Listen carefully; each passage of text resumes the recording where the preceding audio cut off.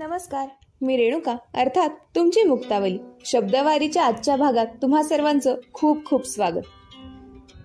ज्येष्ठ महिना मध्यावर आला की त्या अनंत क्षितिजाच्या भाळीही चंदन आरेखलं जातं. हातात चिपळी अन्मुखात हरिनाम गाजत असतं. ओठातलं काव्य प्रतिभेची संपन्नता घेऊनच जन्माला येत असतं. आणि मग भालदार चोपदारांच्या थाटात पालखीच्या पवित्र सानिध्यात गावासोबतच अहमपणाची वेस ओलांडून सुरू होतो प्रवास. विठ्ठल आणि वारकऱ्याच्या अजोड नात्याचा. तेव्हा होतो श्री गणेशा खऱ्या अर्थानं वारीचा.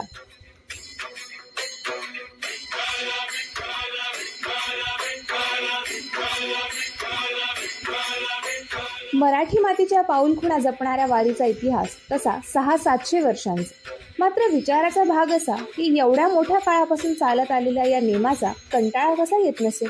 प्रत्येक आषाढी कार्तिकीला तीच आत्मीयता, तीच ओढ असते वारीसाठी, तीच तळमळ असते चंद्रभागेच्या स्नानासाठी. कारण वारी ही फक्त देहाची नव्हे तर मनाचीही असते. वारीत माणसात वाद नाही तर फक्त संवाद होतो. इथे पावलात फक्त एकच ओढ असते. इथला श्वास, इथला ध्यास फक्त एकच असतो, तो म्हणजे पांडुरंग पांडुरंग. आणि ह्याच समरसत्वाची खूण म्हणजे तुम्ही तुमच्या आयुष्यात कोणीही असा, पण वारीत एकच ओळख उरते, ती म्हणजे वारकरी. आणि म्हणूनच लहान थोर रंक राव न बघता केवळ माऊली स्वरूप माणसाचे चरण स्पर्श करण्याची रीत वारी जाणते. आजच्या काळात लाखोंच्या समुदायाचं व्यवस्थित नियोजन असणारं उत्तम उदाहरण म्हणजे वारी. या मार्गात कोणाचीही आबाळ होत नाही. आणि हेच त्या माऊलीचं प्रेम असावं आपल्या भक्तांप्रती. वारी जशी एक गाव पुढे चालते ना, तशा वारकऱ्यांच्या आनंदाला सीमा राहत नाही. आणि मग त्याचंच मूर्तरूप म्हणजे असावा रिंगण सोहळा. तसं पाहिलं तर आपलं आयुष्यसुद्धा सुखदुःखाचं एक रिंगणच असतं की. फरक इतकाच की आपल्याला दुःख बोचतं आणि त्यांच्या नजरेला फक्त सुखच दिसतं. वारीची रंगत तर तेव्हा चढते जेव्हा माऊलींचा अश्व आपले वारू दौडवतो. ज्ञानेश्वर माऊली जय हरी विठ्ठल, श्री हरी विठ्ठलाच्या जयघोषानं आसमंत निनादतो. गावोगावी रांगोळ्या तोरणं चढवली जातात. घराघरात आणि मनामनात हरिभक्तीचं चैतन्य खुलून येतं. आणि मग येतो तो शेवटचा मुक्काम. इथून पुढे मात्र हृदयाला ठाव राहत नाही.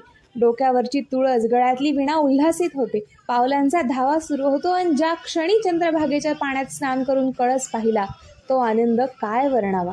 शब्दातीत, केवळ अवर्णनीय. सर्व ऐहिक सुखांच्या पलीकडची अनुभूती असते ती.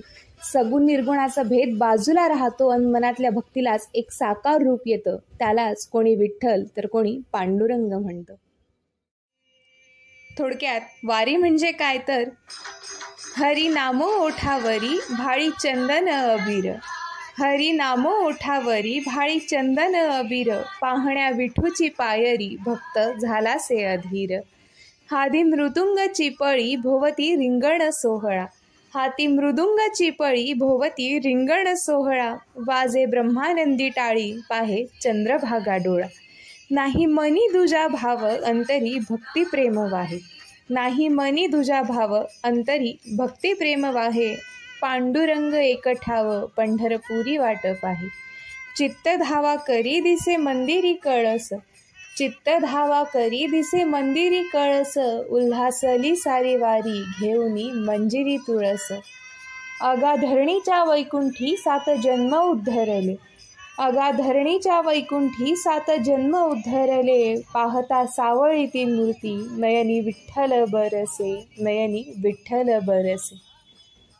खरंच जेव्हा हे मी लिहित होते ना, तेव्हा केवळ एकच विचार होता की आता अवघा एकच दिवस राहिला आणि त्या सावळ्या हरीचं दर्शन आपल्याला होणार आहे.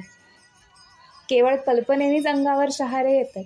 चला आता आपण भेटूयात शब्दवारीच्या उद्याच्या अर्थात शेवटच्या भागात.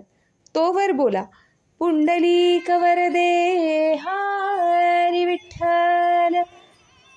जय जय राम कृष्ण हरी. धन्यवाद.